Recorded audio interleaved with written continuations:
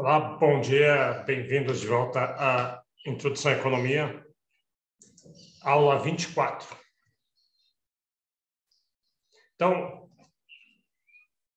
como é que ficou a questão do controle de leitura? Deixa eu ver, vamos ver o que eu combinei com a monitora. Então, para quem não ficou sabendo, semana passada, uma semana atrás, vocês fizeram o controle e aí, por um engano, por problema, engano meu, né, eu esqueci de informar que essa vez, informar para a monitora que essa vez o que eu planejava era eu daria a aula das 8 às 10 e o controle seria depois. Então, ela corretamente presumiu que ia ser que nem o primeiro controle. Então, vocês fizeram o controle durante a aula, não vieram para a aula e a matéria que caiu no controle era a matéria que estava na aula. Então, obviamente, vocês foram prejudicados. E aí, então, vamos refazer o controle 2. Isso vai ser quarta-feira que vem. Então, quarta-feira que vem vai ter o controle 2. Quem já fez o controle 2, você pode usar aquela nota se quiser, ou faz de novo. De qualquer jeito, vai ser a nota mais alta. Se você fizer ou não fizer, a nota mais alta do controle 2. E o controle vai ser parecido com o controle que aconteceu, só mudado, não vai ser exatamente igual, mas muito parecido.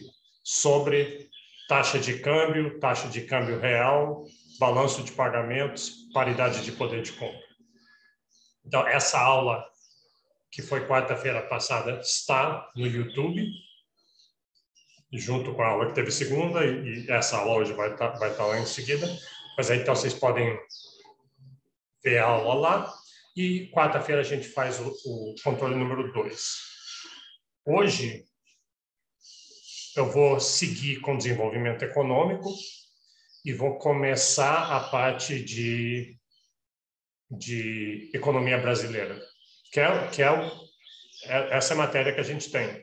Eu comecei desenvolvimento econômico na aula passada, a gente chegou até índice de Gini, vamos continuar aquilo ali, e tem a parte de economia brasileira, que é uma aula.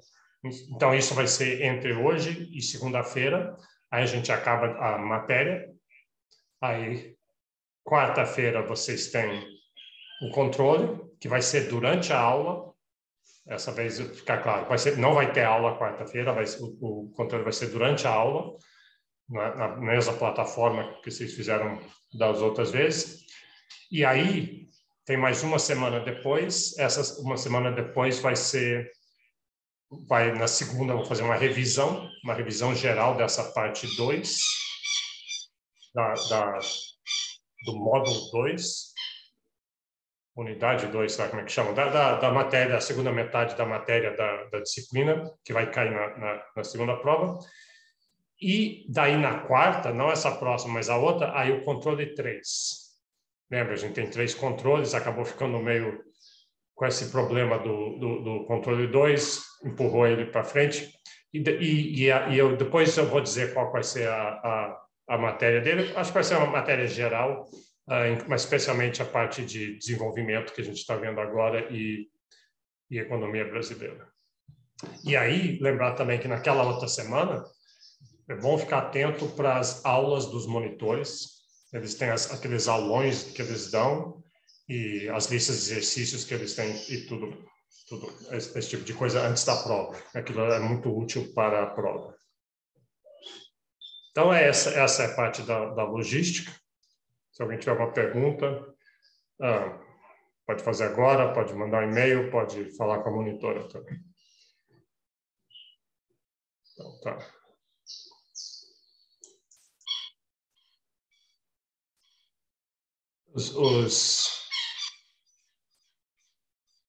Não sei se estão ouvindo, mas os quero que ficam na minha janela já voltaram. Eles são muito assíduos na aula. Tomara que eles estejam calmos hoje.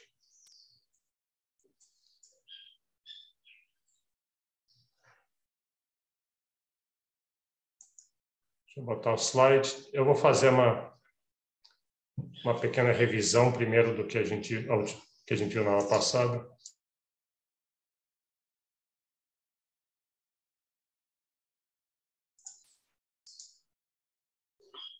Ok, então o tema onde a gente está é desenvolvimento econômico, desigualdade social, pobreza, indicadores sociais e já entrando alguns tópicos de economia brasileira.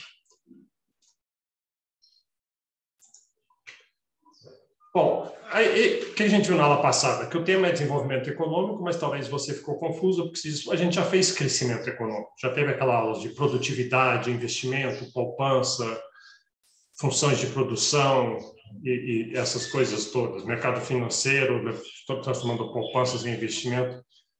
Então, por que a gente está vendo de novo? É porque desenvolvimento econômico não é exatamente a mesma coisa que crescimento econômico. Crescimento econômico, o nosso foco é especialmente em PIB, olhar a riqueza, a geração de riqueza, que é muito importante, é essencial, mas, como muita gente sempre critica corretamente, esse foco exclusivo em crescimento econômico, é que as pessoas querem, a sociedade precisa muito mais do que ter mais.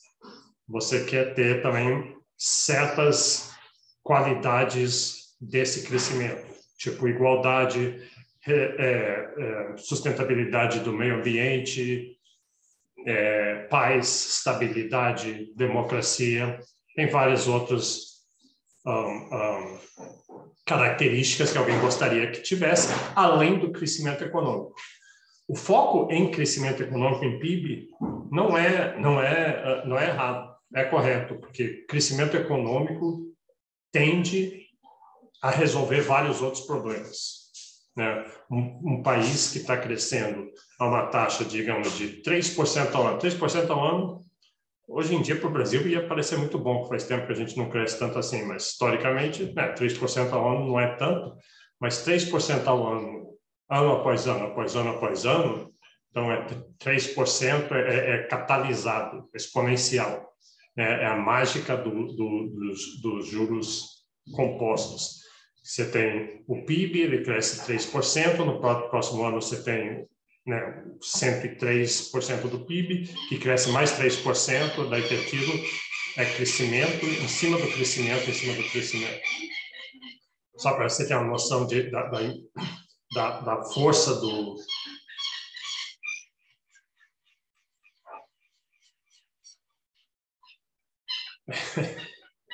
É difícil falar com esses pássaros. Só para ter uma ideia da força dos juros compostos, tem uma história, provavelmente não é verdade, nessas histórias de Einstein, que perguntaram para o Einstein, um jornalista perguntou para o Einstein qual que é a maior força do universo. Aí Einstein estudou relatividade, partículas e gravidade e coisas nucleares e coisas assim. Você imaginou que ele ia falar o Sol, a força do átomo, alguma coisa assim? E a resposta do Einstein foi que a maior força do universo são juros compostos. Juros compostos. Como juros compostos? É porque juros compostos é aquele negócio. Se você já teve uma dívida, se você está endividado, você sabe o que ele quer dizer. Você deve uma certa quantia, daí passa um mês, você continua devendo aquela quantia, mais os juros. Aí no próximo mês você continua devendo aquela quantia, mais aqueles juros antigos, mais os juros sobre o principal e os juros sobre os juros, e assim cada vez mais, e vira uma bola de neve. Ou um outro jeito de ver isso é também dessas historinhas de reis e um rei, sei lá, um sultão de um país aí, tem um matemático, um sábio, chegou lá e o rei tinha um problema e o sábio ofereceu uma solução. Aí mas o rei era muito sorrindo, ele não queria. Eu disse, poxa, eu estou agradecido a você por você resolver o problema. E eu queria dar alguma coisa para você, mas aí o sábio sabia que se ele pedisse demais, o rei provavelmente dava cabo nele, ia matar ele para não ter que pagar. Então ele falou assim para o rei: não, o que eu quero é o seguinte, você põe pega um tabuleiro de xadrez, põe um grão de, sei lá, arroz ou trigo, ou uma moeda, seja o que for, na primeira casa, aí na segunda você põe 2, na terceira você põe 3, na quarta põe 4, até o fim do tabuleiro. Aí o rei pensou assim, isso não vai dar nada, isso é bobagem, vai dar um saquinho de moeda, um saquinho de grãos. E só que daí, quando você faz o cálculo, é verdade, até quase no fim do tabuleiro deu muito pouco, que é 1 grão, 2, 4, 8, 16, 32, sabe, 32 grãos são muito poucos. Mas 64, 128, 256, 524, 1048, 2096, etc. E rapidamente, quando chega no final, na última casa, você está dobrando algo grande e acaba que não tem dinheiro suficiente no mundo para pagar aquilo ali. Então, essa que é a força de juros compostos. Crescimento econômico tem isso. Então, um país que cresce sistematicamente, o mais importante do que crescer muito é crescer sempre. Então, eu já mencionei já isso. Se um país crescer 7% ao ano, que é um crescimento bom, muito bom, não impossível. O Brasil, várias vezes, a última vez, acho que foi em 2010, o Brasil cresceu alguma coisa assim, com 7% ao ano. Então, é possível, especialmente para um país em desenvolvimento, onde a base é pequena, você crescer 7% ao ano, você dobra o tamanho, dobra o PIB, dobra a riqueza do país em 10 anos. E dobrar a riqueza em 10 anos é muito bom. Quer dizer, dobra em 10 anos, fizer isso de novo, dobra de novo. Então, em uma geração, os pais, os filhos vão viver num país 2 vezes mais rico, ou 4 vezes mais rico, do que os pais. Então, isso é muito importante. Então, isso é crescimento econômico. Agora, dito isso, claro que você pode imaginar um tipo de... Muitas vezes, dependendo das instituições, esse tipo de crescimento vai trazer consigo democracia, vai trazer mais igualdade, vai trazer melhoras da educação, da saúde, do meio ambiente, mas pode ser que não. Pode ser que não. Você pode imaginar um crescimento econômico crescendo e sendo concentrado em um pequeno grupo. Então, é isso que a gente quer discutir, essa parte de desenvolvimento econômico. A gente viu isso na aula passada. Então, como é que a gente mede? A gente quer índice, a gente não quer medir PIB, que é o que a gente mediu. Vamos ver outros índices. Então, a gente viu dados de PIB, PIB total. Esse é o estoque total de riqueza. A gente viu, o ranking. Isso já mudou desde então, mas é mais ou menos isso mesmo. E a gente viu que o que importa mesmo, mais importante do que o tamanho da economia, que tem países muito grandes, tem países menores, então não é tão comparável assim, mas PIB per capita, isso sim é comparável, é a fatia de cada um, é PIB total dividido pela população, e aí, então a China que estava ali em segundo lugar, um país muito grande, mas tem uma população muito grande. Então, China cai para o lugar número 104, cai de segundo para 104, passando de PIB para PIB per capita. Brasil também. O Brasil ali está em sétimo, acho que hoje o Brasil é o nono, 10º maior país do mundo, o maior PIB do mundo, mas cai ali para 63. Então, é isso que a gente quer comparar, PIB per capita. Mas PIB per capita não está dizendo tudo ainda, porque quando a gente fala assim, o PIB per capita do Brasil em 2008 era 8.295 dólares, a gente está dizendo se você pegar o PIB e dividir igualmente entre todo mundo. E claro que não é dividido igualmente. Pelo contrário, o Brasil é um dos países mais desiguais que existe no mundo. Então PIB per capita é uma boa medida, dependendo da sua pergunta que você está analisando, mas dependendo de outras, não é. Ele não nos diz nada sobre desigualdade, qualidade de vida geral. É que nem dizer o seguinte, que você põe a cabeça no forno, os pés no congelador e diz que, na média, a temperatura está muito boa. Então, muito agradável. Então, PIB per capita você tem que usar com cuidado. E a outra coisa só que a gente mencionou na aula passada, tem um pouquinho a ver com a aula anterior, essa ideia de paridade de poder de compra. Então, isso estava naquela aula da quarta-feira passada, isso caiu no controle, isso vai cair no controle de novo na aula, controle na quarta-feira que vem. Mas é que é só aqui, mas aqui lá a gente já viu como é que faz. Mas aqui só para alertar que quando você vai comparar entre países, você calcula o PIB dos Estados Unidos, o PIB da China, o PIB do Brasil. E você calcula na moeda local. Dos Estados Unidos, você calcula em dólar, você vai lá e vê toda a riqueza que tem, soma aquilo ali em dólar nos Estados Unidos, em reais no Brasil, em renminbi na China. E aí você quer comparar os três PIBs, quer seja dividido por população ou não, você quer comparar. Então, mas não dá para comparar essas três moedas diferentes. Vamos transformar eles em dólar. A gente compara tudo em dólar. Essa é a prática. Mas aí, qual a taxa de câmbio você usa? A taxa de câmbio do dia. Você pode fazer isso. Mas se você fizer isso, e é o que geralmente se faz, a maioria das pessoas faz só isso, nos jornais, por exemplo, muitos trabalhos que querem comparar, mas não é bem correto, porque você pode pensar o seguinte, que em muitos países o poder de compra de $1 é mais alto ou mais baixo. A taxa de câmbio, dependendo da taxa de câmbio, tem muitos fatores afetando a taxa de câmbio. Talvez o governo está lá influenciando lá a taxa de câmbio. Então não é bem comparável. Melhor seria você usar uma taxa de câmbio que fizesse o preço do mesmo bem em países diferentes ser o mesmo. É isso que é a paridade de poder de compra. Isso que é aquele índice do Big Mac, que a gente viu naquela quarta-feira passada. Se você não viu ainda a aula, tá? Porque você estava fazendo o controle ou não veio naquele dia, a aula está lá. Então, usando esse taxa de câmbio, paridade de poder de compra, aí é comparável. E a gente viu na aula passada esse exemplo do Brasil, o PIB em 2004, depois o PIB em 2007 dobrou. E aí se diz, poxa, o Brasil dobrou em 3 anos a riqueza dele, né? E quando você vai, não parece possível, dobrar em 3 anos é muito difícil, tem que ter um crescimento muito grande, e não foi o que aconteceu. A gente sabe que até foi um período bom para crescimento econômico, mas não foi tão grande assim. O que aconteceu foi que a taxa de câmbio desvalorizou. A taxa de câmbio valorizou. E aí aumentou o PIB, não porque aumentou a quantidade produzida em reais, mas que valorizou a taxa de câmbio.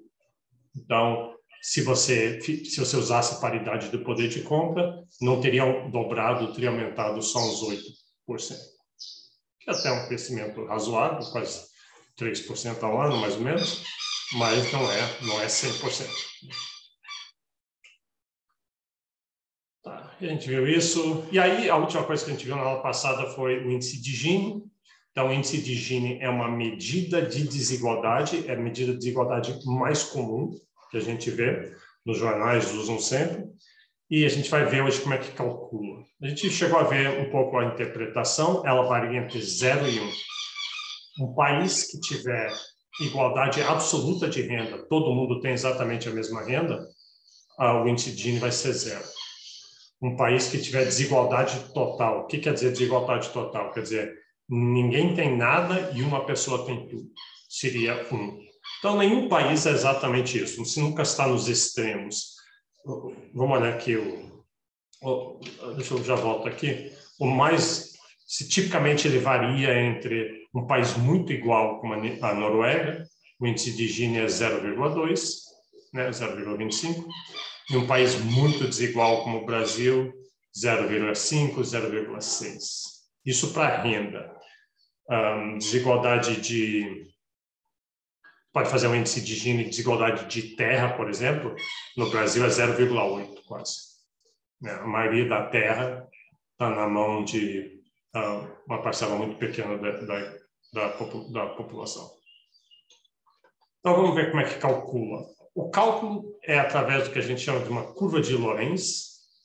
Isso aqui é bem fácil, não é? Pode parecer meio complicado no começo, mas você vai ver que é bem fácil. Como é que a gente calcula isso aqui? Suponha que você conseguisse enfileirar toda a população assim. Ponha, assim, você tem todo mundo aqui, 1, 2, 3, até 200 e... Quanto que é?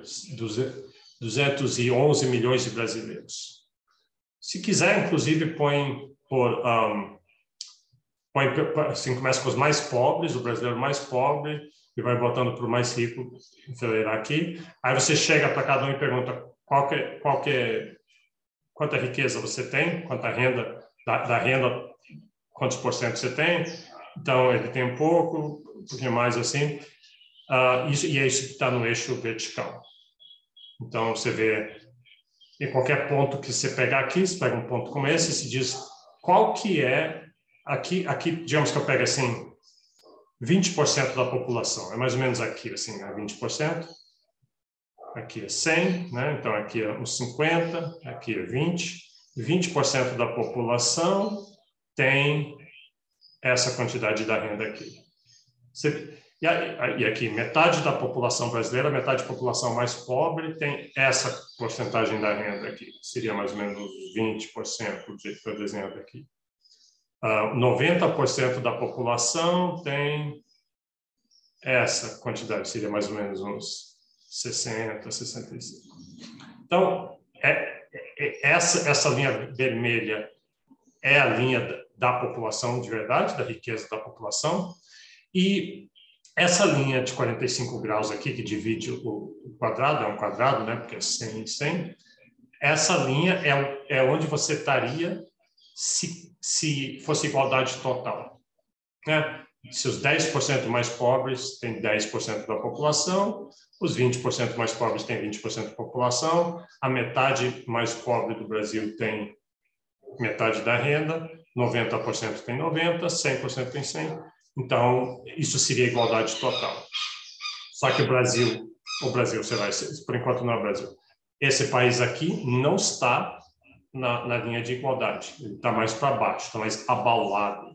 Existe essa área A. Então, essa área A mede o afastamento que o país tem, que a distribuição de renda do país tem, da igualdade total. O maior que for essa área A, deixa eu ver se eu... o maior que for essa área A, o maior que vai ser a desigualdade. Então, para botar como é que calcula o coeficiente, o índice de fato, você pega essa área aqui, essa barriga aqui, essa distância que a distribuição de renda se afasta de igualdade total, que é a linha de 45 graus, isso vai no numerador, é desigualdade, sobre a área total do triângulo. Essa área A mais B aqui, que é esse triângulo aqui. Então, aqui é mais ou menos, essa área é mais ou menos metade dessa área do triângulo, né? Então aqui daria mais ou menos 0,5. Vamos ver exemplos. Aqui tá como seria um país com igualdade absoluta. Você vê que a linha vermelha está exatamente em cima da linha de igualdade total. Então a distância nessa área entre a linha de 45 e a linha efetiva é 0. Então, 0 sobre a área do triângulo, que é A mais B, 0 mais B, é a igualdade perfeita. O índice de coeficiente de Gini é 0. Os 10% mais pobres têm 10% da renda, os 35% mais pobres têm 35%, os 88% mais pobres têm 88% da renda. Igualdade perfeita. Nenhum país tem isso. Nem seria bom, provavelmente, que um país tivesse isso. Quer dizer, a gente gosta de níveis altos de igualdade, mas uma igualdade absoluta como essa, ela não aconteceria naturalmente, porque tem gente que se esforça mais, tem gente que tem mais sorte, tem gente com mais talento, tem vários fatores acontecendo que fazem com que pessoas diferentes tenham mais ou menos renda. É natural que aconteça isso. Você também a gente não quer muita desigualdade, mas não quer igualdade total. E se um país tem uma igualdade total como essa, provavelmente é artificial, né? Provavelmente isso é imposto pelo governo de uma maneira provavelmente nefasta. Aqui está o outro extremo. Isso aqui, nesse caso aqui, a linha vermelha está mal desenhada aqui, porque é difícil de desenhar no PowerPoint, mas ela está exatamente em cima de 0, quer dizer, os 10% mais pobres têm 0 da renda, os 30% mais pobres têm 0, metade mais pobre tem 0 da renda, os 80 tem 0, 90 tem 0, 99 tem 0, todo mundo tem 0, exceto a uma pessoa mais rica que tem toda a renda, tem 100. Então, quando chega aqui, pula para cima e tem 100. Então, nesse caso, essa barriga aqui do A é a barriga mais alta que tem, Então, o A igual a A mais B. O B é zero, praticamente zero. A área que está aqui, assim. Então, aí o índice de coeficiente de Gini seria 1. Isso também é impossível, né? Não tem nenhum país, mesmo o país mais concentrado, se não tem assim, um ditador, um rei com toda a renda e ninguém mais com nada, porque, né, as pessoas sempre têm alguma coisa. Mas são os casos extremos. Dentro disso, a gente tem os casos mais realistas. Por exemplo, esse aqui. Aqui está uma renda muito concentrada. Você vê essa barriga está muito, muito para fora, assim, está muito. A área A é muito grande. A área A talvez uma porcentagem, sabe, bem grande desse triângulo, do triângulo A mais B. Então, talvez aqui seria, eu batendo o olho, eu diria assim, seria uns 80% ou 75%. Né? Você vê como é desigual. 70% da população, que é muita gente, é quase todo mundo, só tem 30% da renda. Aí, 90% tem 60%. Isso quer dizer que esses 10% mais ricos têm esses 40% da renda. Esses 20% aqui, que são 20% relativamente ricos, entre os 70% mais ricos e os 90% mais ricos, detêm 30% da renda aqui, de 30% a 60%. Então, mais curvo aqui, mais afastado, essa linha vermelha é o mais concentrado. E, bom, podia imaginar num desenho aqui, mas se esse vermelho aqui, em vez daqui, tivesse bem próximozinho, a Noruega seria assim. A Noruega seria pouca diferença entre a porcentagem acumulada da população e da renda. Você pode pensar como é que calcula isso aqui? Como é que calcula? Nesse exemplo, assim, como é que para calcular isso, essencialmente você precisa de dados de população e dados da renda correspondente daquela população. E a gente tem isso. O censo brasileiro tem isso. O censo geralmente é feito nos anos zeros, né? 1990, 2000, 2010. Era para ter sido feito em 2020. Acho que não foi feito, mas que vão fazer agora. Tem toda uma discussão se a pandemia dificultou lá em 2020 e também tem orçamento, é caro fazer um censo.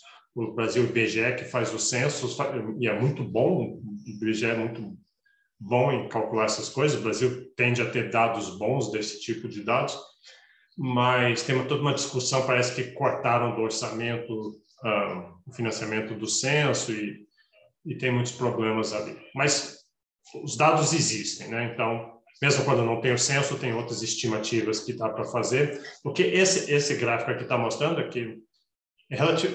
Você às vezes não precisa ter os dados absolutos, assim, de ultra detalhados. Se você tiver aqui só os dados de que os 70% mais pobres têm 30% da renda, você com esse um ponto você já estima mais ou menos, estimando esse triângulo aqui, vai ser mais ou menos essa área aqui, né? A área que se tivesse os dados. Então até dá para calcular, dá para fazer estimativas.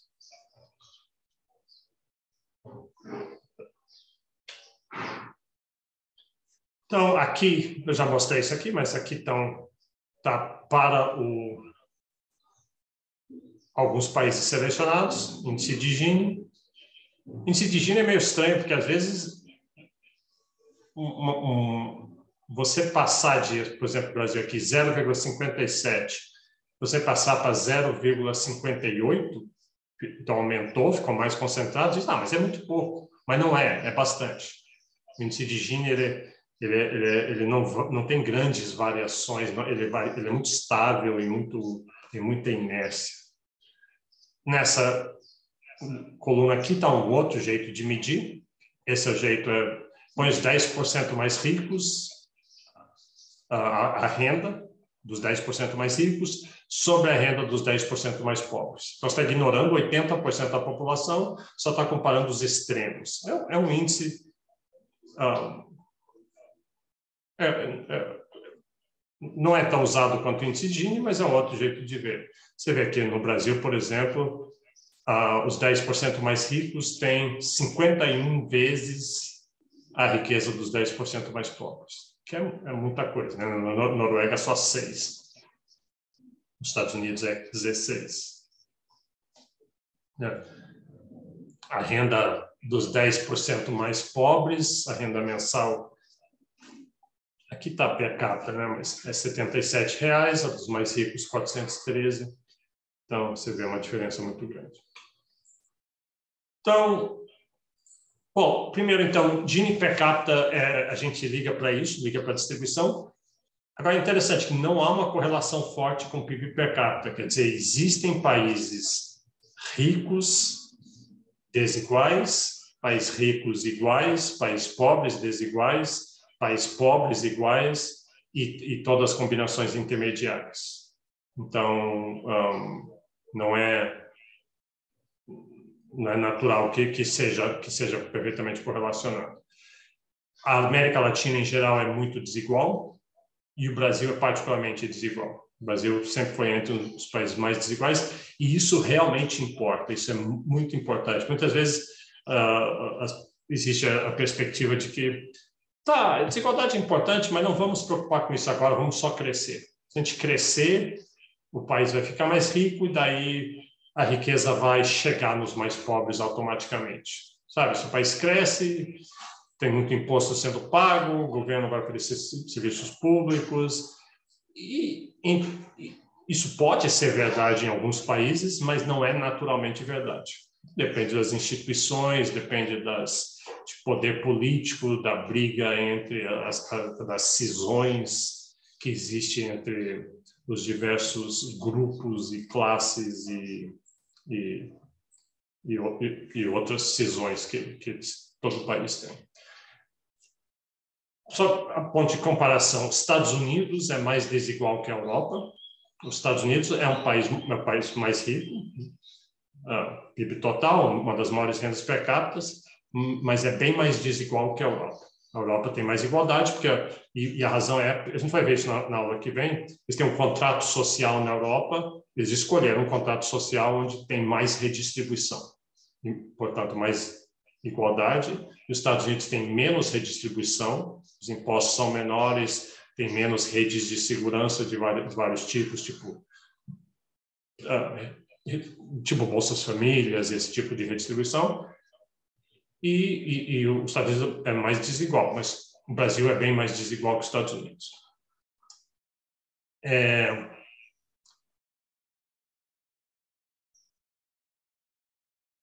Só outras coisas sobre desigualdade que são importantes.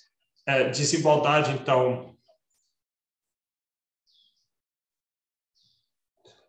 Deixa eu me lembrar, tinha uma coisa importante que eu queria falar sobre desigualdade.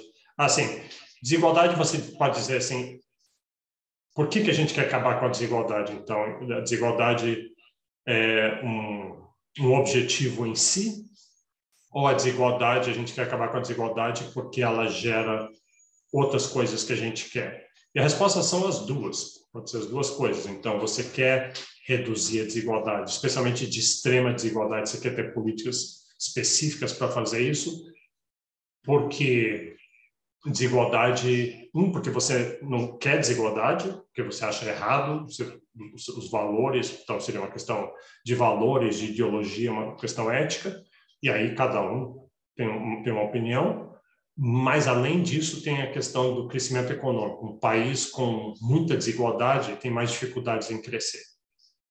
Alguma desigualdade pode ajudar o crescimento. Né? Alguma desigualdade se concentra capital, gera mais investimento, mais inovação, mas muita desigualdade é um freio no crescimento.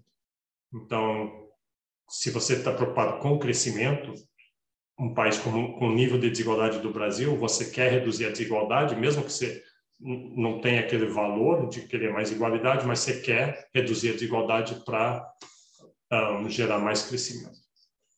A gente vai falar bastante sobre isso, por caso específico do Brasil, na próxima aula. Tá? Na próxima aula, a gente vai ver, por exemplo, que no Brasil, essa noção de inclusão social, um jeito de de dizer, eu vou falar sobre crenças, as crenças que a sociedade tem, como é que elas afetam as políticas públicas que o país escolhe. O Brasil, desde 94, tem tido uma crença em inclusão social, quer dizer, de buscar ativamente inclusão social, reduzir desigualdade, e que tem reduzido. Pela primeira vez na história do Brasil, a desigualdade e a pobreza caíram sistematicamente por 15 anos. Nos últimos poucos anos, isso com vários problemas e pandemias e crises e questões políticas, essa queda tem sido interrompida, mas provavelmente vai continuar. Boa, essa pergunta da Maria Fernanda é muito boa. Eu falei que os Estados Unidos é um país desigual, e ela diz, poxa, então, depois eu falei logo em seguida que muita desigualdade pode ser um freio no crescimento, é porque os Estados Unidos, quando eu falo que é um país desigual, mas desigual muito menos do que a América Latina. Vamos ver o gráfico, os dados aqui. Os Estados Unidos têm um índice de Gini 0,4, quer dizer, bem mais ele é desigual comparado com a Europa, comparado especialmente com a Escandinávia. Noruega 0,25, Dinamarca 0,24, tem um outro escandinavo, mas, bom, a Hungria 0,26, os Estados Unidos 0,4. Então, os Estados Unidos é um país desigual comparado com a Europa, mas comparado com Brasil 0,57, Bolívia, Bangladesh não, Bangladesh é desigual pobre, né? Simplesmente todo mundo é pobre, então é um desigual um pouco diferente.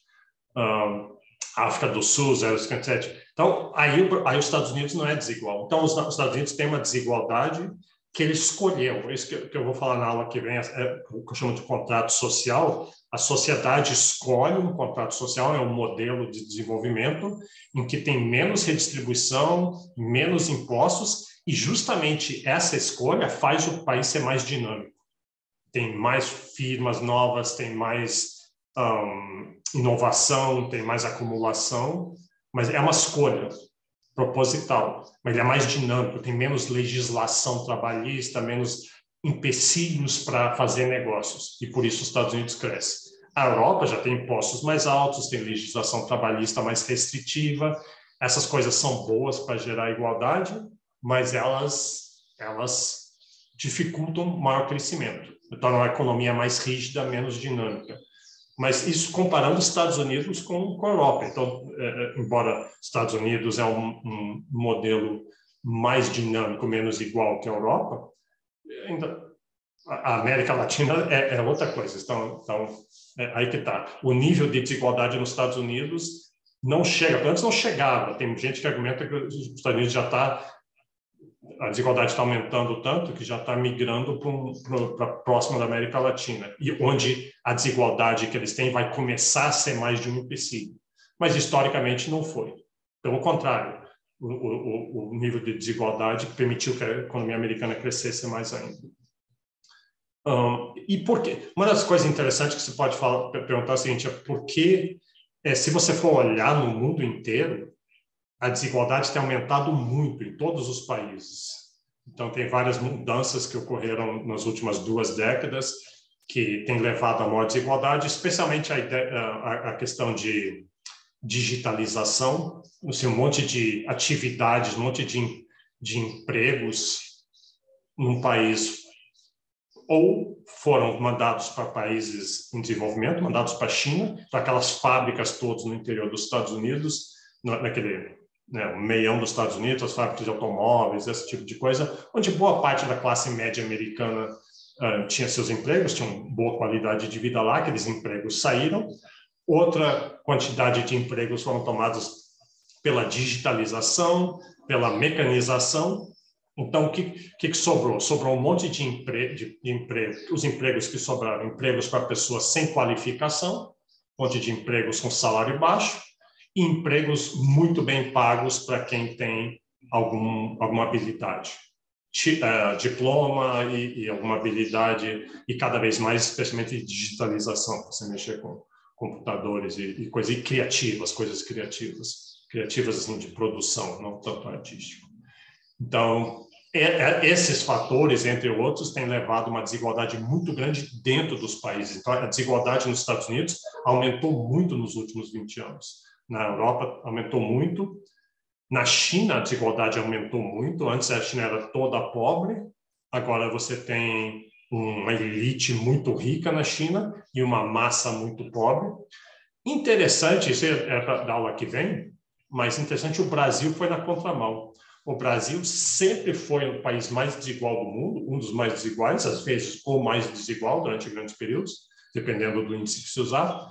Mas nos últimos 15 anos, especialmente desde 2014, 1994, até mais ou menos 2015, o Brasil caiu fortemente a desigualdade, de maneira que a gente nunca pensou que pudesse acontecer, porque nunca aconteceu, em 500 anos nunca aconteceu, e a pobreza reduziu muito. A gente vai ver isso na próxima aula. E a explicação ali, a gente vai ver qual a explicação. Talvez até hoje a gente chegue com a explicação para isso. Agora, se você pegar, isso pegando dentro dos países, se você pegar o mundo como um todo, e medir a desigualdade como se o mundo fosse um país só, faz o índice de Gini lá com 7 bilhões de pessoas, né? Acho que hoje em dia são 7, aí a desigualdade caiu. Mas aí ela caiu porque a China enriqueceu sim, quase 1 bilhão de chineses saíram da pobreza extrema, então fica parecendo que a desigualdade total do mundo caiu, mas dentro dos países aumentou, com exceções como o Brasil.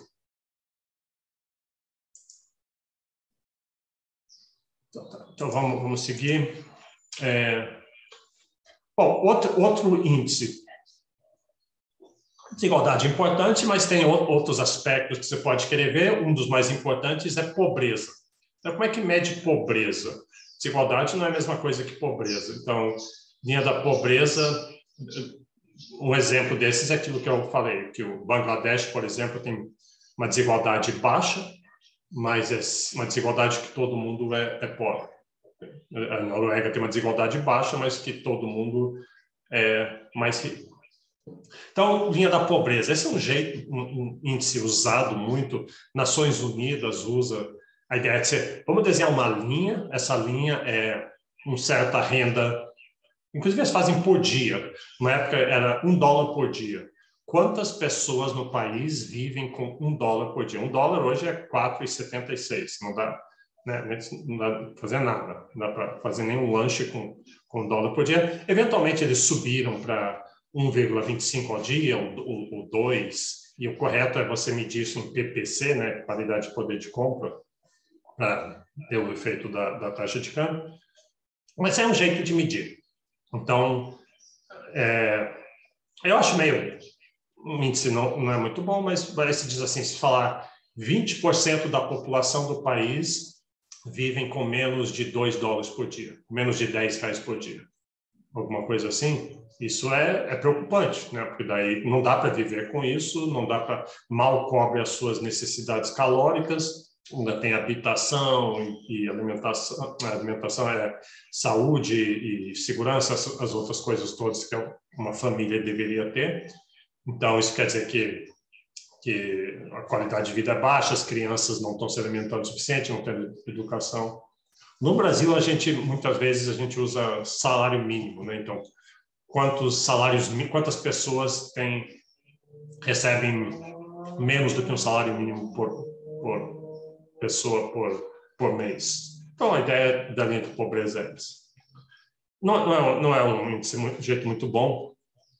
Uma sugestão que houve, quem sugeriu isso foi um economista indiano que ganhou o prêmio Nobel, Amartya Sen, e ele diz assim, olha, a gente liga para pobreza, desigualdade, saúde, meio ambiente, e mais a gente lida para crescimento econômico. Né? No começo da aula hoje eu tentei fazer esse caso, que a gente quer as duas coisas. Você quer crescimento, mas você quer determinado tipo de crescimento, com certas qualidades.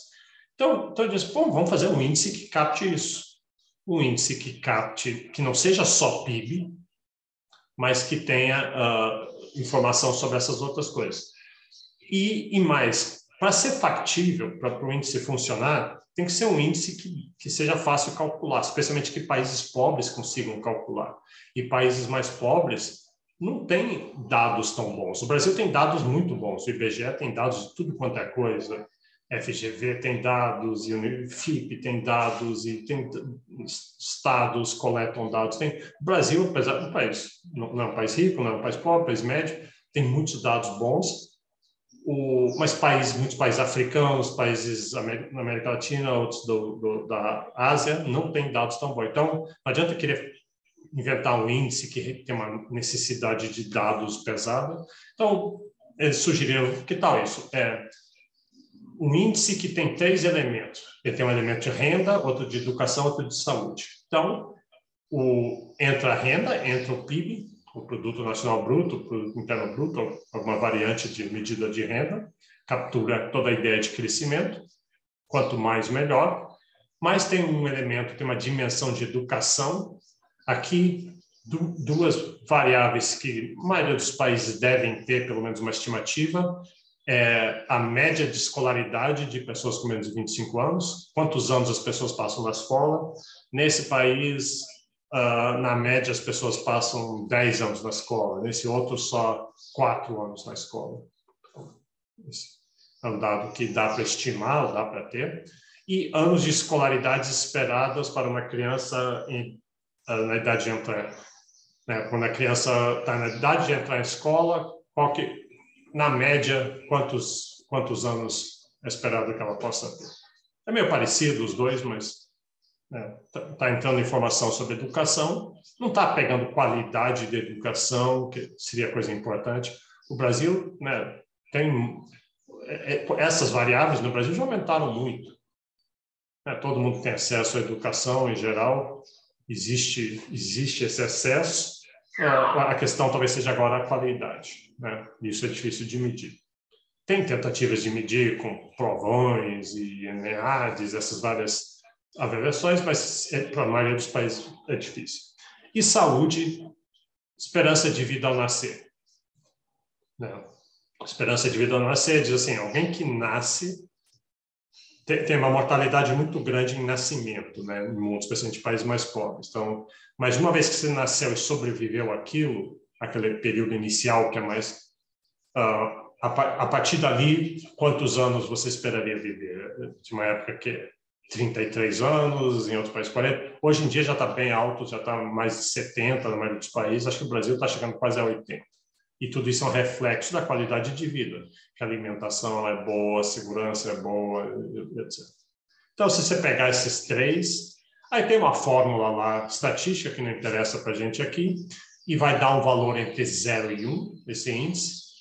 E aí a classificação é assim, se o índice de desenvolvimento humano é maior do que 0,8, é muito alto.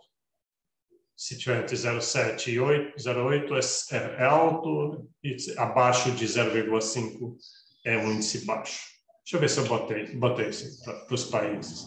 Então, está aqui o IDH, a Noruega, como sempre, está lá em primeiro lugar.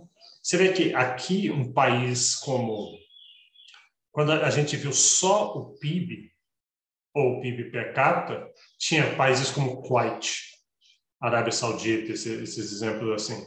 Eram países com população baixa, mas com petróleo, então muita renda, pouca gente, o PIB per capita era muito alto. Mas aí o IDH não entra, a desigualdade é muito grande, a maioria da população não tem acesso a essa renda, não tem acesso à saúde e educação boa, então se não vê o Kuwait aqui entre os primeiros 5, pelo menos. Então, a Noruega, aqui, Austrália, Nova Zelândia, Estados Unidos, é mais ou menos o que você espera, tudo faz o meu sentido. Aqui eu pulei um pouco aqui para caber mais no gráfico. O Brasil aqui em 73, isso em 2010. Você vai na internet e põe assim, Índice de Desenvolvimento Humano 2020. Aí você vai ver quanto que o Brasil está. E assim, o Brasil acima da China aqui, 2010. Provavelmente continua, eu diria, não sei. E lá em último lugar, Zimbábue, 0,14. Aí eu botei aqui, eu fui olhar o Índice de Desenvolvimento Humano do DF em si. DF é o estado tem o maior PIB per capita do Brasil. É um estado cheio de funcionário público. E então a gente estaria mais ou menos aqui, logo atrás da Suíça, tá? Em 13º lugar. O Brasil estaria no nível da Suíça, o Brasil não, o DF. Então, de novo, isso aqui não diz muito para você sobre distribuição, diz alguma coisa, porque se a distribuição de renda for muito ruim, a educação e a saúde vão ser ruins. Mas cada índice tem que tomar cuidado de que, quando você usar ele, de que você está usando ele para o que ele realmente diz. Né? Você está falando de PIB, distribuição, pobreza, etc. Bom, tem várias críticas ao índice de desenvolvimento humano. Diz assim, tá, educação é importante, saúde é importante, mas e meio ambiente? E felicidade, e justiça, e discriminação. Então, tem várias coisas deixadas de fora, porque a ideia dele era essa, que ele fosse mais abrangente, porém manejável, possível para um país pobre calcular. Outra crítica, a educação não conta com a qualidade, eu mencionei isso, não fala muito sobre desigualdade, então é esse tipo de crítica. Mas qualquer índice vai ter crítica. Na prática, você não vê muito usado o índice de desenvolvimento humano. Quer ver a única hora que eu realmente vejo ele usado? As pessoas continuam usando o PIB. O PIB, e aí usam Gini para falar sobre desigualdade meio separado, ou falam sobre pobreza especificamente. O índice conjunto acaba não sendo muito útil. Você vê ele, todo ano tem um dia que sai, acho que é em outubro ou setembro, o dia que as Nações Unidas, eu acho que calculam, então, o Banco Mundial, alguém assim, o dia que eles lançam a novo ranking, aí sai no jornal. No Brasil sempre sai assim, o Brasil caiu no IDH, aumentou no IDH, o Brasil está atrás de país XYZ, sempre escolhem países que na nossa cabeça a gente acharia que o Brasil seria melhor do que esses países, e aí para o jornal ficar com impacto, falar assim, o Brasil está pior do que... Eu não vou falar porque eu não quero ofender nenhum país, mas o Brasil está pior do que país X, Y, Z. Tá.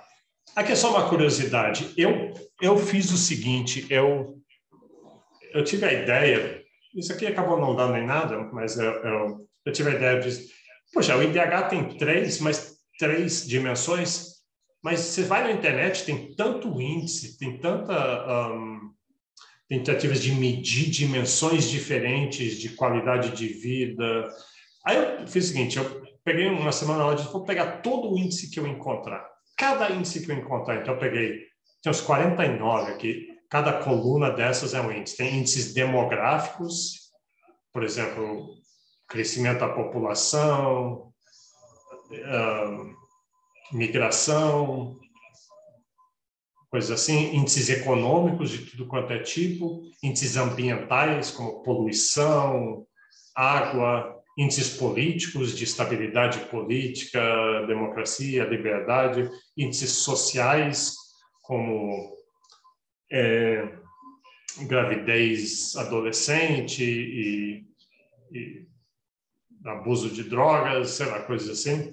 E aí eu botei essa coluna aqui, que você está vendo aqui, você vê que eu dividi em 5.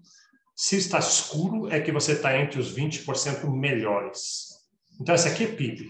Os 20% mais ricos, os próximos 20% mais ricos, e aqui embaixo os 20% mais pobres. Aí, cada uma das outras variáveis, se ela correlacionar perfeitamente com o PIB, ela também vai estar... Se tiver essa aqui, seja lá qual for essa variável aqui, os mais ricos também são os melhores nessa variável. Ou veja o contrário aqui. Essa aqui é poluição.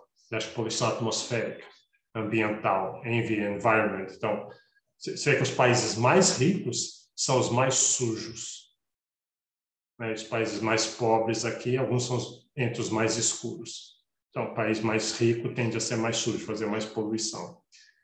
E diabetes também é um caso desses. Acho que esse aqui, diabetes. Os países mais ricos, os que estão nos top 20 aqui, são alguns dos que estão em pior em questão de diabetes. Enquanto os países mais pobres pouca gente tem diabetes em país mais pobre. Já quando o país começa a enriquecer um pouquinho, todo mundo começa a comer muito açúcar, e aí tem muita diabetes. Bom, aí a ideia era isso aqui dá uma noção, assim, se tudo que é bom é correlacionado com o PIB, isso aqui, essa primeira 20% seria todo escuro. Esse aqui um pouquinho mais claro, esse aqui seria totalmente branco. Mas não é. Não é tudo correlacionado com o PIB, mas é bastante correlacionado com o PIB. Você vê que tem bastante mais escuro aqui do que tem aqui, do que tem aqui, do que tem aqui, do que tem aqui. Então, é só uma tentativa. Mas claro que isso não é muito prático, porque não dá para todo o país calcular isso aqui. Esses dados são difíceis de conseguir. Ok. Então, vamos lá, para acabar, o último tema grande aqui, falar sobre o Brasil, né? Então, o Brasil tem grande desigualdade. Como eu falei, o Brasil é uma das piores distribuições de renda do mundo. E a gente vai tratar mais disso na aula que vem, as causas, mas vamos já falar um pouco sobre isso. E essa concentração de renda é persistente. Isso tem sido assim desde o descobrimento do Brasil. Tem uma inércia muito grande, um path dependence, que a gente chama, que um país, quando ele fica desigual, isso quer dizer que tem uma parcela da população, uma elite, ou seja lá que nome você queira usar, que tem a maioria do poder econômico, mas por essas razões também tem a maioria do poder político. E eles resistem tentativas de mudar as instituições, mudar as leis, fazer políticas redistributivas, se eles acharem que eles vão perder. Então, então eles bloqueiam todo tipo de reforma. E quando eu falo assim, eles, esses caras malvados, mas muitas vezes eles é você, é eu. Né? A gente está aqui morando em Brasília, a gente está numa universidade por exemplo, quer ver? Um exemplo seria, talvez, uma coisa redistributiva importante, seria dar menos dinheiro para a UNB no orçamento e vamos usar esse dinheiro para escolas fundamentais, de ensino fundamental. Só um exemplo, eu sei que essas coisas são controversas, mas aí, se a gente tentasse fazer isso, provavelmente eu e você e os outros professores, os reitores, todo mundo mais, jornalistas, iam resistir. Eles iam resistir, a gente ia tentar bloquear essa mudança, dizer, não pode reduzir, tem que tirar esse dinheiro de outro lugar, não pode reduzir. Então, esse tipo de interesse, grupo de interesse, lobby e briga por fatias de orçamento, do qual todos nós participamos, faz com que políticas redistributivas sejam muito difíceis. Isso faz com que a desigualdade seja persistente. Dito isso, lembra que eu falei agora há pouco que o Brasil, nos últimos 20 anos, especialmente de 94 a 2015, a desigualdade caiu fortemente pela primeira vez na história. A gente vai querer ver por que isso aconteceu e será que não tem lições ali de como continuar isso, de fazer com que melhorou muito, mas continua ruim, então tem que melhorar muito mais. Então, aqui, até o final dos anos 90, 1% mais rico da população se apropriava da mesma renda dos 50% mais pobres. 1% mais rico tinha 14% da renda. Desde então melhorou um pouco isso, como eu falei, mas continua, né? Igualdade total seria se 1% mais rico tivesse 1% da renda. Talvez não queira igualdade total, mas certamente não quer essa diferença tão grande assim. Tá. Aí uma das perguntas que tem, isso aqui, claro que a gente não pode fazer jus a essa pergunta, que é uma das coisas muito complicadas, isso aqui é o tipo de coisa que se estuda muito, não só em economia, em ciência política, em antropologia, sociologia, está todos os dias nos jornais, tem todos os tipos de debates quais são as causas e o que fazer, mas né, quais seriam as causas? E na aula que vem nós vamos ficar um pouquinho mais específico para os últimos 20 anos. Mas, bom, tem uma herança da colonização muito grande. Então, a história do Brasil foi de colonização e tem a desigualdade embutida desde o começo. A propriedade de terras, tinha escravidão, tudo isso levou a uma desigualdade muito grande, que quando o Brasil realmente se tornou independente, daí começou a crescer, especialmente a partir de 1930, 1970, que o Brasil cresceu muito. se urbanizou, teve muitas mudanças estruturais, se industrializou, né, adquiriu uma característica brasileira nacional, tudo isso aconteceu já de um ponto de partida de desigualdade. E então ela piorou ao longo desse tempo, não melhorou. Então, essa persistência. E são esses mecanismos que eu acabei de falar. Uma das coisas que contribui muito para isso, e uma das áreas que talvez poderia ser um instrumento para tentar melhorar, é condições do mercado de trabalho. Então, acesso a empregos. Tem um monte de dimensões diferentes, né? Questão de saúde, de educação, de participação na economia, participação em política e acesso a crédito e abrir negócios, propriedade de terra, todas essas coisas são dimensões. Aqui eu estou mencionando isso porque na apostila que a gente usava, eles davam uma ênfase grande nisso, as condições do mercado de trabalho. Tem muitos economistas que acham que essa que é a chave, de acesso aos empregos. Tem empregos bons, é chave para indivíduos e famílias subirem na vida, e o que determina quem vai ter acesso aos empregos bons, desde os empregos no setor público, como aos empregos no setor privado e nas várias áreas. Então, essas condições de mercado de trabalho são muito desiguais, porque tem muito a ver com educação, né? O mercado de trabalho, o acesso a esses empregos, mesmo quando tinha uma época no Brasil que empregos públicos era muito viesado, assim, era o sobrinho de fulaninho, quem indicava quem, botar os seus familiares. Isso foi sanado em boa medida no Brasil. Hoje em dia tem empregos públicos, tem concursos. Muitos de vocês, essa é a sua ambição, fazer, especialmente estando aqui em Brasília. E isso está relativamente justo, né? Os concursos são abertos para todo mundo, são anônimos, né? Assim, não tem nepotismo, essas coisas, mas mesmo assim tem desigualdade. Esse é o ponto que está dizendo assim, essas desigualdades persistentes, porque tem uma desigualdade de se pessoas que muito pobres não tiveram acesso à educação, não tiveram acesso à saúde, eles chegam nesses concursos, nos vestibulares, nos vários outros pontos de entrada, dos testes de entrada para ter acesso a esses empregos, com grande desvantagem relativa a alguém cuja família pôde pagar saúde, educação, segurança, os pais lerem para os filhos e ter convivência com os filhos maior e aquela educação inicial que se dá toda. Então, tem uma desigualdade ali.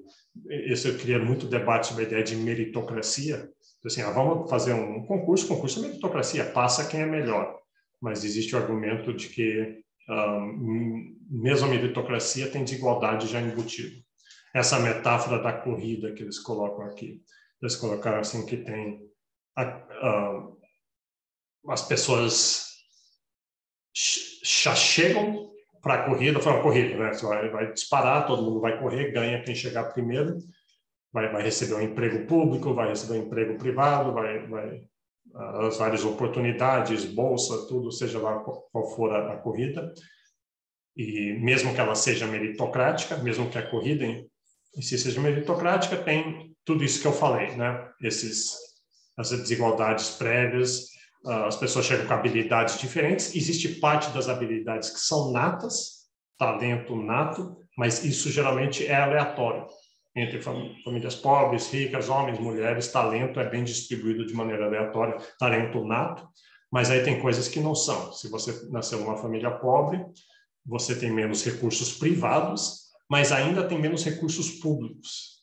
Geralmente o bairro onde uma pessoa mais rica mora vai ter estradas melhor, vai ter acesso à escola melhor, vai ter eletricidade melhor, internet melhor. Então é isso que essas desigualdades prévias se refere a isso. Mas, além disso, durante a corrida tem outras desigualdades. Por exemplo, preconceitos de várias formas, nepotismo, corrupção, etc. Então, essa é só uma pequena parte da desigualdade do Brasil, tem todas aquelas outras áreas que eu falei, mas é uma parte importante. Então, esse aqui é um trabalho bastante antigo, só assim, isso aqui é meio subjetivo, porque são estudos, diz assim, olha, tem várias, essas coisas que eu falei, esse tipo de preconceito e desigualdades prévias, públicas, privadas, uma tentativa desse trabalho de dizer qual porcentagem da desigualdade no Brasil vem da educação, porque a educação é desigual, o acesso à educação. Qual porcentagem vem por questão de idade, discriminação de região? Tem região mais pobre, região mais rica, Sudeste, Sul, Norte, Nordeste, etc. Estados mais ricos, mais pobres. E gênero também. E você vê, todas essas coisas contribuem para a desigualdade, existem mecanismos, canais pelas quais essas coisas geram desigualdade, mas educação é a maior, né? Educação é a principal. Aqui,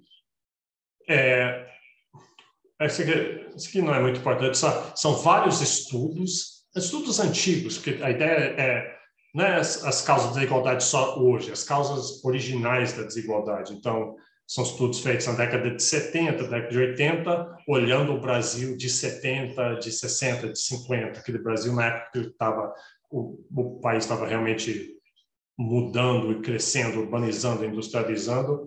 E o que isso aqui diz esse R², é uma medida de quanto que educação afeta a desigualdade.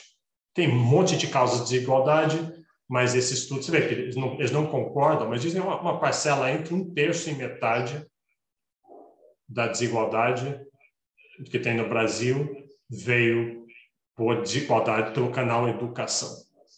Então, e isso é... Ninguém duvida disso. Aliás, você vê que todo mundo concorda com isso. Todo mundo concorda que educação é importante, educação é chave, que deve investir em educação. E o Brasil investe muito em educação, né? O Brasil tem, às vezes mais, às vezes menos. O problema, eu pego um político de esquerda, ouço o discurso dele, lá entre as principais coisas que ele está sugerindo é a educação. Pega um político de extrema-direita, ele está lá, também está sugerindo educação. Então, e o Brasil é um país que investe, em termos de porcentagem do PIB, muito em educação, e o Brasil, inclusive, teve períodos que tem bastante coisas bastante inovadoras, o Brasil tenta bastante coisas diferentes, o Brasil faz bastante avaliação, isso é muito importante. Outros países, por exemplo, Estados Unidos, um outro país onde a educação pública não é muito boa, não faz avaliação, porque o sindicato de professores nos Estados Unidos é muito forte politicamente e impede professores ruins de ser despedidos, de ter avaliação de várias formas. E o Brasil não, o Brasil tem muita avaliação. Então, o problema não é simplesmente que ninguém acha que educação é importante, que o governo não investe em educação. Nada disso é verdade, mas precisa melhorar muito ainda. Precisa, especialmente, o acesso à educação já melhorou muito, agora precisa melhorar a questão de qualidade. E é muito vago dizer isso, né? Todo mundo fala isso, é muito clichê. O Brasil já investe o suficiente, mas precisa investir com melhor qualidade. Sim, mas exatamente o que quer dizer isso? Quais são as políticas? Aí que tem discordâncias e faltas de continuidade e controvérsias todas. Tá. Então, o Brasil está entre os 20% de países com maior renda per capita. A gente vê naquela lista lá, o Brasil não está lá no fundão de PIB per capita, mas é um país com muita pobreza. Então, isso já é uma coisa que já foi notada lá na década de 70, 80. Tem um economista, o Baixa, que foi fundador do Departamento de Economia da UNB, está hoje em dia na Academia Brasileira de Letras. Ele lançou um livro que chamava Belíndia, tinha Belíndia no teto, que o Brasil é uma Belíndia. O que é uma Belíndia? É um país, Bélgica e Índia. Bélgica e Índia, Belíndia. Então, o Brasil tem lugares, cidades, bairros e regiões que têm as mesmas características da Bélgica. Se você for pegar os os dados de pobreza, de saúde, de educação, de acesso à água, são os índices da Bélgica, um país europeu, né? Não, um país europeu dos mais ricos, nem dos mais pobres, um país europeu de boa qualidade de vida, e, ao mesmo tempo, tem partes do Brasil que tem as características da Índia. E quando ele falou isso, a Índia continua um país muito pobre, mas naquela época a Índia era mais pobre ainda, 1 bilhão de indianos, um país de muita pobreza. Então, é um país de contrastes, essa ideia. E aí, a ideia é... Na aula que vem, a gente vai olhar bem mais específico a mudança grande que houve no Brasil de 60 para frente. Na década de 70, na época militar do Brasil, tinha um pouco a visão foi tentada essa ideia de vamos crescer o bolo primeiro para dividir. A ideia de se a gente fosse preocupar com desigualdade e pobreza, especificamente, isso vai impedir crescimento. Isso pode ser ruim para a própria pobreza e desigualdade. Então, primeiro vamos crescer o bolo e depois, em algum momento, dividir, vai ter mais para todo mundo, que nos Estados Unidos chamava trickle-down economics, quer dizer, mesma coisa, reduz os impostos, vai ter mais investimento, vai ser bom para os ricos, aí eles vão investir, fazer tantos negócios que vai ter emprego para os pobres, daí a massa de impostos vai ser maior e vai ter políticas públicas que vão beneficiar os pobres. E em nenhum caso realmente isso funcionou muito bem. E essas políticas meio que já foram abandonadas, tanto nos Estados Unidos como no Brasil. No Brasil, uma das coisas que ajudou muito a reduzir... Tá, deixa eu mostrar isso aqui primeiro. Aqui está esse gráfico. Você vê aqui, o verde é pobreza, esse eixo daqui, 40% das pessoas vivendo em pobreza, quase metade da população em pobreza.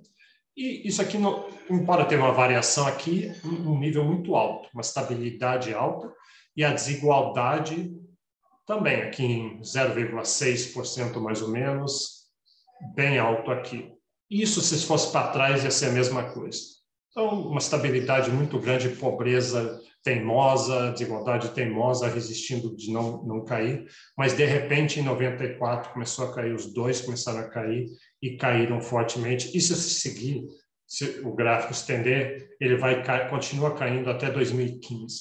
A partir de 2015 deu umas crises e problemas, estagnou um pouco a queda, mas com sorte vai continuar a cair depois. Mas o que causou isso aqui? Essa que é a pergunta. E isso é uma pergunta importante, porque nunca aconteceu isso na história do Brasil. Então, tem muitos estudos querendo entender isso aqui. Uma das teorias, uma das causas apontadas seria o programa de transferência de renda. Bolsa Família, os vários, Bolsa Gás, hoje Auxílio Brasil, os vários nomes que tem para isso, é o governo dar dinheiro para os pobres, realmente dar dinheiro para os pobres diretamente. Sempre houve um medo muito grande desse tipo de política, o nome que se usa é assistencialismo. Assistencialismo é pejorativo, você está dizendo assim, você não está resolvendo o problema do pobre dando dinheiro para o pobre, porque o que ele precisa é saber fazer as coisas. Acaba que isso era verdade com alguns problemas, mas os problemas de transferência de renda no Brasil funcionaram muito bem.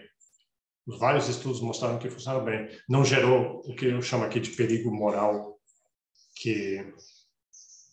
perigo moral assim, se você dá dinheiro para as pessoas, ninguém vai querer trabalhar mais. O Bolsa Família não teve esse efeito. A Maria Fernanda perguntando aqui, por que em 86 houve uma queda? Sabe o que é aquilo ali? Tem uma explicação para isso. Deixa eu voltar lá. Cadê? Aqui. Ela está falando disso aqui. Isso aqui, 86... Esses dados aqui, repara que eles flutuam muito. Esse aqui é o período de hiperinflação no Brasil. É o período de hiperinflação. Então, em hiperinflação, lembra, preços relativos não querem dizer nada. A inflação chegou a 80% ao mês. Então, você não pode confiar nesses dados. Esses dados não são específicos, porque para você medir a pobreza, você tem que dizer, sabe, quantas pessoas estão recebendo acima do salário mínimo, abaixo do salário mínimo. Mas o salário mínimo não quer dizer, uma semana depois, aquele salário mínimo não quer dizer mais nada. ou ele está subindo também, você não sabe o que é inflação, o que é aumento real. Então, você não pode confiar muito nesses números aqui. Né, essa subida também aqui da desigualdade e essa queda aqui, isso é coisa porque inflação está mascarando essas coisas todas. Então, o que levou à queda de pobreza no Brasil? Bom, primeiro, Bolsa Família, e essas, sim, o cálculo que eu não tenho um cálculo de economista, acho que 30% mais ou menos se deve ao Bolsa Família, mas tem outras coisas. Olha o gráfico aqui, em que momento que caiu, que começou a queda? 94. Quando acabou a inflação, quando teve o Plano Real reduziu a inflação. A inflação é um imposto extremamente perverso, pago especialmente pelos mais pobres. Quando se tira a inflação, aí isso teve protegeu a renda dos mais pobres. Antes, a renda dos mais pobres era de todo mundo, mas isso afeta especialmente os mais pobres. Era comida pela inflação. Dia a dia, hora a hora, enquanto você dormia, a sua renda estava encolhendo pela inflação. No momento que se tira isso, a renda das pessoas passou a durar muito mais. Então, Bolsa Família, transferência de renda, queda da inflação. Teve um período de commodities aqui, o preço dos produtos que o Brasil vende, soja, milho, açúcar, suco de laranja, carne de gado, galinha, porco, etc., ferro, aumentou muito, então foi bom para o Brasil também. Mas isso é secundário, eu acho, porque isso enriquece determinadas partes da sociedade. Não necessariamente esse dinheiro vai chegar para todo mundo. Não necessariamente vai gerar empregos para todo mundo. Então, eu acho muito mais importante inflação, transferência de renda, e eu vou falar na aula que vem sobre a crença em inclusão social. Tem várias outras políticas públicas de salário mínimo, por exemplo, e várias outras que contribuíram para isso, muito mais do que as commodities, o preço dos produtos que o Brasil exporta. Tá bom, eu vou parar aqui, deixa eu só mencionar isso aqui eu não sei por que colocaram isso aqui é uma coisa tão, eu acho tão inócua, mas estava na apostila antes, então deixa eu só botar. O último tema hoje é as metas do desenvolvimento do milênio. Em algum momento, as Nações Unidas chegou assim, diz, olha, tem muitos problemas no mundo, mas vamos aqui 8 que a gente acha, vários especialistas se juntaram, a gente acha muito, de fato, são problemas. Mortalidade infantil, saúde de gestante, AIDS, qualidade do ambiente, fome e miséria. E aí eles falaram assim, vamos estabelecer metas para todos os países membros, os 191 Estados-membros, para ano 2000, de melhorar essas coisas. Não erradicar, você não resolve esses problemas tão fácil assim, mas de melhorar, de fazer progresso. Então, eles tinham metas específicas de reduzir pela metade a mortalidade infantil, tinham metas específicas dependendo de onde que o país estava. E as Nações Unidas não tem poder nenhum, né? Que se o país não conseguir, vai ter alguma sanção, mas criou tipo um dever moral dos países. Se os outros países atingirem as metas e você não atingir, então pega muito mal para a reputação dos governantes naquele país.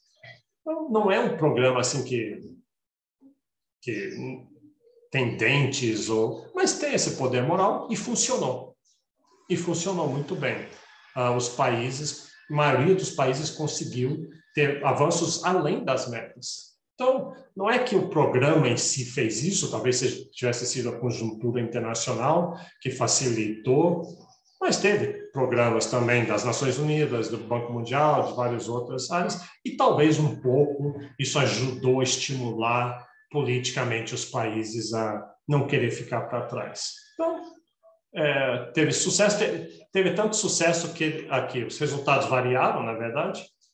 A China, especialmente lá, reduziu a pobreza. Outros países da África, a pobreza caiu muito pouco, então teve diferença entre os países, mas, em geral, o programa funcionou. E desde então, isso é só um adendo, tentaram fazer de novo. Puxa, vamos fazer de novo. Se funcionou uma vez, vamos fazer de novo. Aí fizeram. Só que essa vez eles falaram assim, mas por que 8 problemas? O mundo tem tantos problemas, vamos aumentar a lista. E aí fizeram uma reunião nas Nações Unidas e inevitavelmente a lista aumentou, mas aumentou de 8 para 160 problemas. Então, aí perdeu. Quando você tem tantos problemas assim, não dá. A beleza do negócio é que, tendo 8, focava muito a atenção, e a imprensa, a disputa eleitoral podia meio que focar naquelas coisas. Quando tem 160, meio que perdeu o sentido. Tá bom, eu vou parar aqui. Na próxima aula, a gente continua com Brasil, vamos ver a economia brasileira específica, fazer um voo sobre a história econômica do Brasil e usar todos esses conceitos que a gente usou ao longo da disciplina. Aí, quarta-feira, vocês têm o controle 2 sobre taxa de câmbio, real nominal, balanço de pagamentos e paridade de poder de compra, muito parecido com o controle que tiveram na quarta passada e teve aquele problema todo. A gente vai refazer, não vai ser exatamente o mesmo, vai ser parecido. Aí, na segunda, não essa próxima, mas na outra, vai ser uma revisão que eu vou fazer, revisão para ajudar para a prova, de tudo que a gente viu pode cair na segunda prova e responder perguntas, tirar dúvidas. Naquela semana vai ter, e talvez nessa próxima, tem que ver, veja com os monitores quando que são os aulões deles, os exercícios deles, e daí o controle 3 vai ser naquela outra quarta, daqui a 2 semanas. E depois eu anuncio exatamente qual vai ser o tema ali.